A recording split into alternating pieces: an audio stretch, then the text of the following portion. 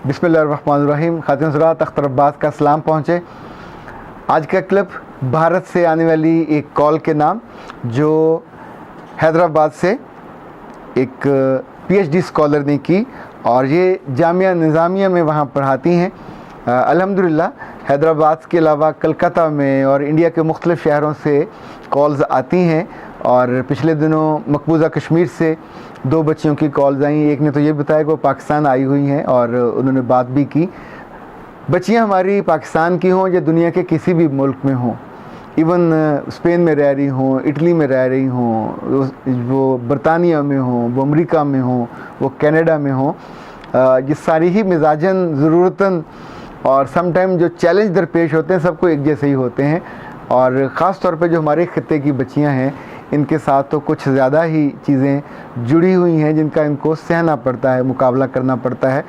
जो बहुत दिलचस्प बात थी कि जब वो बेटी बात कर रही थी तो हमने वो जो फ़िल्मों में ख़ास हैदराबादी लहजा सुना होता है, वो एक धुली हुई ज़ुबान और जिस तरह ज़ाहिर है वो थोड़ा सा मुख्तलिफ उनका लहजा और लफ्ज़ होते हैं, वो बयान कर रही थी। और वो बता रही थी कि मेरी बहनों के अलावा जो बाकी लड़कियां हैं जो मुझसे बड़ी हैं, वो मुझसे पूछने आती हैं और मैं उनको गाइड करती हूँ और कितने ही लोगों को मैं आपकी जो क्लिप्स हैं वो सेंड करती हूँ, ख़ास तौर पे जो प्री मैरिज काउंसलिंग के हवाले से। अच्छा, उसने जो बातें बताई वो लिटरली अलार्मिंग भी थी, लेकिन साथ इस लिहाज से एक खुशी देने वाली थी कि हम जो बात कर रहे होते हैं, मेरा रब इनकी तासीर को और इनकी यूँ समझें रफ्तार को और इनकी दूर तक हदफ तक पहुंचने का जो वसीला है, जो सबब है, अल्लाह उसको बना रहा है। इस बच्ची ने कहा कि कुछ सवाल ऐसे हैं जो बच्चियां मुझसे ज़रूर करती हैं और वो कॉमन सवाल हैं और मैं चाहती हूं कि आप उनके जवाब दें तो हमारी बच्चियों के भी काम आएंगे और आपके यहाँ बच्चियों के भी काम आएंगे। लाइक उसने पूछा कि क्या आपके यहाँ भी सब लोग लड़कियों की शक्ल पे ही गौर करते हैं? क्या उन्हें उनकी जहानत पे, उनकी समझ पे, उनकी दानिश पे और उनकी उन पूरी महारतों की कोई ज़रूरत नहीं होती जो उन्होंने 21-22 सालों में सीखा होता है? मुश्किल सवाल है। दूसरा उसने कहा कि क्या आपके यहाँ भी जब लोग लड़की देखने आते हैं तो एक ही सवाल करते हैं कि इसको पकाना क्या क्या आता है? क्या लड़की सिर्फ़ ज़िंदगी में पकाने के लिए पैदा हुई है और उसको कोई शेफ़ बनने के अलावा उसकी ज़िंदगी में कोई महारत, कोई खूबी, कोई खूबसूरती मैटर नहीं करती? एक पीएचडी स्कॉलर, एक एमफिल करने वाली लड़की और एक एमए करने वाली लड़की को भी इसी सवाल का सामना करना पड़ता है। और क्या आपके यहाँ भी लड़कियों को रिश्ता देखने वाले पानी पीते हुए, खाना खाते हुए उठा के चलाते हैं, ये देखने के लिए कि कहीं इसको कोई जिस्मानी माजूरी तो नहीं है? फिर उसने कहा कि आपके यहाँ भी बच्चियों को कहा जाता है कि बोल के दिखाओ ताकि कहीं उनकी ज़ुबान में लुकनत तो नहीं है। अच्छा, जैसे जैसे उसके सवाल बढ़ रहे थे मैं ये सोच रहा था क्या बच्चियों के लिए ये जो मंडी जैसा माहौल होता है कि जिसमें जिन्स के तौर पे उनको मापा जाता है और उनका जायज़ा लिया जाता है, ये बीमारी हर जगह, हर मुल्क में, हर मुआशरे में ऐसे ही है जैसे हमारे यहाँ है? क्या कभी वो वक्त आ पाएगा कि जब बच्चियों को उनकी डिग्री की वजह से, उनके अक्ल और फ़हम की वजह से, उनकी कंट्रीब्यूशन की वजह से जांचा जाए और देखा जाएगा और जब वहाँ बैठा जाए रिश्ता देखने आने वाले तो उससे पूछें कि बेटी तुमने ज़िंदगी में अपने अदारों में क्या क्या बड़े काम किए, ज़रा अपनी कोई डिग्रियाँ दिखाओ ना, अपनी असाइनमेंट्स, अपने जो तुमने अच्छे थीसिस लिखे जिन पे तुम्हारी तारीफ़ और तहसीन हुई। कभी कभी मैं सोचता हूँ कि क्या कभी वो वक्त आएगा कि जब हमारी बच्चियाँ निकाह के बाद, शादी के बाद अपने घरों पे जाएं तो वहाँ जो काम करने वाली माइयाँ हैं उनका रिस्क लगा रहे, उनकी जॉब चलती रहे और घर की सफाइयाँ वो करती रहें। जिन घरों में खाना पकाने वालियाँ या वाले होते हैं वो भी मौजूद रहें और इस बेटी को अपनी बेटी समझ के उस घर में उसकी इंडक्शन हो,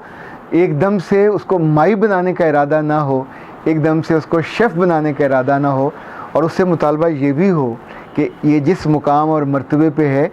उसको एक दर्जा खींच के नीचे लाया जाए, ताकि इसका जो जोम है अपने बारे में कि मैं बड़ी 30 मार खा रही हूँ और मैं बड़ी खूबसूरत रही हूँ और मैं बड़ी कामयाब रही हूँ, और अब तुम्हें आके ये झाड़ू पोछा करना है, और वो जो माइयाँ हैं उनको वहाँ से हटा भी दिया जाए, और फिर उसके ज़िम्मे वो काम लगाए जाएं। उसके साथ सास खड़ी होके, उसके साथ नंद खड़ी होके उसको बताए कि तुमने वो नौकर भी छोड़ दिया, और अम्मा इसे काम वाम करना नहीं आता, बड़ी बनी फिरती है, मेकअप इतना खर्चा करती है, कपड़े बड़े अच्छे पहनती है, काम में तो बिल्कुल ज़ीरो है। और फिर सबके सामने बिठा के उसकी वो खिदमत की जाए, उसकी वो इज़्ज़त उतारी जाए कि उसको अपना आप बुरा लगने लग जाए। उस बच्ची ने कहा, सर ये बताइए कि क्या आपके यहाँ भी ऐसा है? कभी ऐसा होता था कि मर्द हमारे पढ़े लिखे होते थे और औरतें अनपढ़ होती थी या पढ़ी लिखी नहीं होती थी, पर अब हमारे यहाँ बदल गया है। अब औरतें और लड़कियाँ जिनकी शादी हो रही होती वो पढ़ी लिखी होती हैं, और मर्द कम पढ़े लिखे या आलमोस्ट अनपढ़ होते हैं जो उनकी किस्मत में आते हैं, इसलिए कि उनके लेवल के, उनके मैच के रिश्ते ही नहीं मिल पाते। फिर मैंने उससे पूछा कि बेटा जब आपसे लड़कियां बात करती हैं तो उनको कितना ज़िंदगी के बारे में इल्म होता है? तो उसने कहा बाकियों की बात तो मैं क्या करूं। उसने कहा बाकियों की बात तो मैं क्या करूं, मेरी अपनी जो 2 बड़ी बहनें हैं उनकी जब शादी हुई तो शादी के बाद उन्हें कुछ नहीं पता था किसी चीज़ के बारे में, और ना उनको किसी ने बताया था। तो फिर मैंने उससे पूछा तुमने क्या क्या पढ़ा? उसने कहा यूनिवर्सिटी जाने से पहले मैंने कुछ साल मदरसे में लगाए, वहाँ मैंने दीनी तालीम हासिल की, और वहाँ मुझे इल्म हुआ कि जब हज़रत आयशा की शादी हुई तो हज़रत अबू बकर सिद्दीक़ ने अपनी बेटी को एक यूँ समझे कि दाना औरत भी साथ दी, जो जहेज़ में उनके साथ आई, जो उनके कामकाज भी करती थी, उनकी रहनुमाई भी करती थी। ये हमेशा से सियाने लोगों के यहाँ, हमारे भी जितने ख़ानदान अच्छे ख़ानदान वाले हैं, वो अपनी बेटियों को जहाँ जहेज़ देते थे, जहाँ भैंसें देते थे, जहाँ उनकी ज़िंदगी का बाकी जो ज़रूरतें वो देते थे, उनको ज़रूर एक ख्याल करने वाली, समझदार, काम करने वाली माई भी देते थे, जो उनके साथ ज़िंदगी भर रहती थी, उनके इवन बच्चों को भी पालती थी। बाज़ जगहों पे जहाँ भैंसें वगैरह ज़्यादा, ज़ाहिर हर ये कल्चर का फ़र्क होता है, हर ख़ानदान का फ़र्क होता है, तो जहाँ वो कामें भी उनको साथ मिलते थे। ये जितना भी ज़िंदगी का चलन है हमेशा अपनी बच्चियों की हिफाजत के लिए और उनकी इज़्ज़त बढ़ाने के लिए होता है। कभी कभी मुझे लगता है कि हमें अपने बेटों को और ख़ुद अपनी बड़ी औरतों को भी ये समझाने की ज़रूरत है कि हर नई आने वाली को कमरा इम्तहान में ना बिठाया जाए, हर नई आने वाली दुल्हन को उन बातों पे शर्मसार न किया जाए जिसका उसको ख़बर भी नहीं होती, जिसका उसे इल्म भी नहीं होता, वो आजमाइश से गुज़री भी नहीं होती। मेरे पास बाज़ दफ़े ऐसी दुख देने वाली बातें वो बताती हैं वो बच्चियां, जिनको चंद हफ्तों बाद या चंद महीनों बाद अपने ससुराल से नफ़रत का सामना करना पड़ता कि वहाँ उन पढ़े लिखे अनपढ़ों और जाहलों के यहाँ ऐसी ऐसी रॉन्ग मिथ मौजूद होती है कि सुबह सुबह उस घर की औरतें और माइयाँ आके बिस्तर की चादरें टटोलती फिरती हैं और उसको किसी तफ्तीशी अफसर के तौर पे देख रही होती हैं, और उस बुनियाद पे वो अपने बेटे के जहन को जहर आलूद करती हैं और उस बच्ची की ज़िंदगी को जहर से भर देती हैं। ये जहालत, ये कमज़ोरी, ये कमी इल्म की भी है, फ़हम की भी है, और ख़ुद ज़िंदगी के साथ चलते हुए उसके नए अलूम और नई हकीकतों को ना जानने और उसे बेखबर रहने की भी है। जब हम दूसरों की बेटियों को तंग कर रहे होते हैं तो ख़ुद अपने आप को भी तंग कर रहे होते हैं। वहाँ से हमको दुआएं नहीं मिल रही होती, बद्दुआओं के साथ ज़िंदगी इन सासों की, उन नंदों की और उन सारे अजीज़ों की जो तंग कर रहे होते हैं, बहुत बुरी गुज़रती है। मैं आपको एक दिलचस्प बात बताऊं, आप कभी मेडिकल कॉलेज में जाना चाहें, अभी तो गवर्नमेंट ने ये कर दिया कि एंट्री टेस्ट से पहले भी आपको एक पूरा सिलेबस दिया जाता है कि दिस इज़ द सिलेबस, आपको इसे प्रिपेयर करना है और इसको पास करना है। इसी तौर पे मैट्रिक का सिलेबस है, इंटर का है, ग्रेजुएशन का है, मास्टर लेवल का सिलेबस है, पर ये 2-2 साल की डिग्रियां होती हैं, उसके बाद आप इनको सिलेबस दे देते हैं कि ये तैयार करो। हम ऐसा क्यों नहीं सोचते कि जिसको उम्र भर जिसने गुजारना है जिस क्लास में, उसका सिलेबस भी उनको नहीं देते, और उनके बारे में हमेशा अनसीन सवाल सारे ऐसे होते हैं जो उन बेचारियों को सहने पड़ते हैं। हम उनको ये भी नहीं बताते कि जिनसे तुम्हारी शादी हो रही है वो कितना नाअहल है, वो कितना नालायक है, और वो कितना बेहिस है, और वो कितना बेखबर है। हम उनको ये भी नहीं बता पाते कि जब तुम आओगे इस घर में पहली ही रात के बाद सब लोग तुम्हारे दुश्मन बन के खड़े हो जाएंगे। हर बंदा तुम पे बिल्कुल यूँ लगा के तुम्हारी टो लेगा, तुम्हारे चलने पे, तुम्हारे फिरने पे, तुम्हारे खाने पे, तुम्हारे बैठने पे, तुम्हारे टीवी देखने पे। हम ब्याह के लेके जाते हैं या एक गिनी पिग बना के लेके जाते हैं। गिनी पिग वो चूहा होता है कि जिस पे ज़िंदगी भर तजर्बे किए जाते हैं। उनको मारना भी एक लिहाज से कानूनी तौर पे इजाज़त होती है, और ये दवाइयाँ बनाने के और जो समझे सारे तजर्बों के काम ये वाइट कलर के होते हैं और आम चूहे से बड़े साइज़ के होते हैं। कहीं ऐसा तो नहीं है कि हमने इन लड़कियों को और हमने इन रिश्तों को गिनी पिग बना के रख दिया हो और उनके बारे में वैसा करते हो जैसे साइंसदान इन चूहों और उन जानवरों के बारे में करते हैं कि मरते हैं तो मर जाएं। हम इनको अपने शौक़ और अपनी मोहब्बत और अपनी खुशी और अपनी आसूदगी के लिए क्यों नहीं लेके आते कि बच्ची जिसको आप लेके आए हो वो आपकी खुशी बढ़ाए, वो आपका सुख बढ़ाए, वो आपके ख़ानदान में एक नई रवायत की नकीब बने, वो आपकी इज़्ज़त भी करे।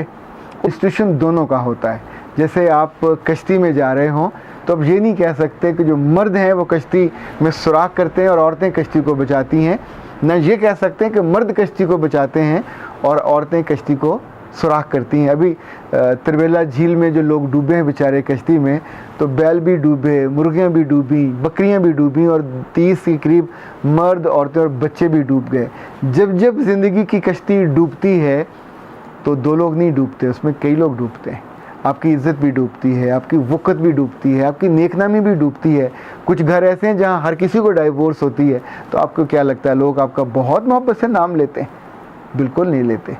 जहाँ जहाँ से आवाज़ें आती हैं, जहाँ जहाँ की कहानियाँ बाहर जाती हैं, तो वो सारी आपकी बदनामी का बायस बनती हैं। मुझे लगता है कि आपको हर घर में जहाँ जहाँ ये ज़िंदगी ऐसी चलनी है, कुछ लोगों की पहले हो जाती हैं, कुछ के बाद में होती हैं, तो कभी कभी तो आपस में खानों पे बैठ के चीज़ों को डिस्कस करना चाहिए कि इस घर में ये 1, 2, 3, 4, 5 चीज़ें ऐसी हैं जो बाकी घरों से फ़र्क होनी चाहिए। ये हमारी वैल्यूज़ होंगी, ये हमारी पहचान होगी। हमारे घर में आने वाली बहू या हमारे घर में आने वाला दामाद,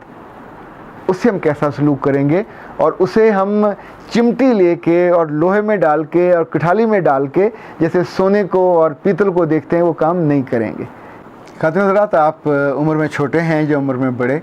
उम्र पूरी गुजार चुके हैं या अभी गुजारनी बाकी है, मेरा ख़्याल है ये वक्त तो हम सब पे कभी ना कभी आना चाहिए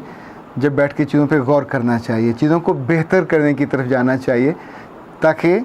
इस दुनिया बनाने वाले रब के जब हम सामने जाएं तो कुछ तो अपने नामा-ए-माल में दिखा सकें कि सर आपकी दुनिया को बेहतर करके आए हैं, वहाँ कुछ अच्छी यादें, कुछ अच्छी बातें छोड़ के आए हैं कि हमारे बाद ख़ानदान और दुनिया और लोग बेहतर होंगे। तो मुझे लगता है कि ये कंट्रीब्यूशन आपकी ज़िंदगी जीने में भी और मरने में भी, दोनों में आपको लोगों के दिलों में बसाने में काम आएगी। अख्तर अब्बास को इजाज़त दीजिए। अस्सलाम वालेकुम व रहमतुल्लाह।